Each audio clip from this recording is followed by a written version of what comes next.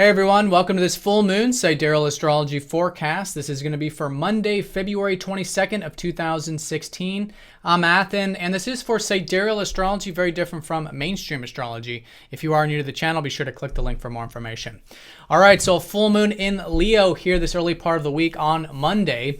So this is all about an illumination and awareness of our self-expressive nature. You know, Leo is all about self-expression, our true self, our creativity, our passions, our interests in life, and allowing a lot of that to shine forward.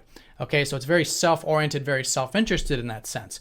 However, with that, we do have an opposition to it, a very important one that is, with Neptune.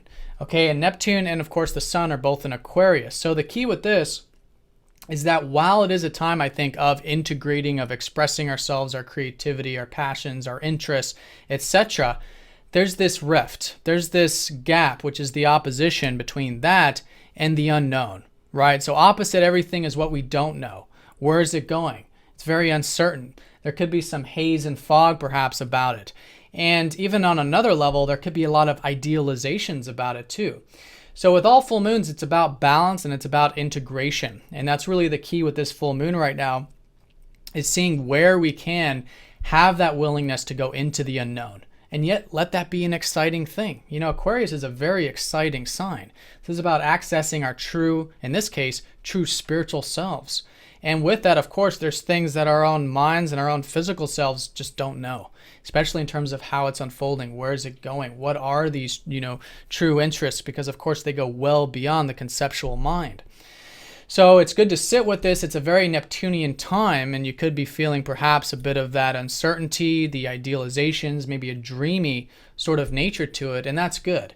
You know, it's good to be willing to have at least that balanced approach to going into the unknown, to really accepting things for the way that they are, accepting the possible outcomes.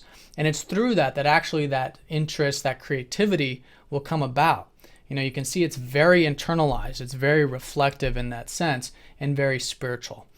So that's emphasized by that, but also the fact that we've had Jupiter retrograde through Leo and the North Node shifting into Leo. So especially with Jupiter retrograde, it's all internalized with this. You know, we're re-examining, re-evaluating our interests, our creativity, our passions, who we are, in that self-expressive sense. And so that's good. We want to do that. We want to go within and sort of use this time period to reflect and try new things, because the full moon is a high energy time. So I think the self-expression and all that can be quite strong. But treating it as a learning process, trying new things, getting our feet wet, etc., I think is very important with this Jupiter retrograde. And again, also this more Neptunian approach to it, which is taking us into this new direction of the unknown. All right, and with the North Node, this is all heralding this brand new energy for the next 2 years. The next 2 years is about this new us, these new passions, these new interests, these new creative things, which is really just accessing our true self and learning about it. The North Node is new, and with anything new, we have a lot to learn about it. So that's going to be the strong emphasis. Of course, the Sun is in Aquarius, so by being our true selves, we gain energy, we gain prana with this.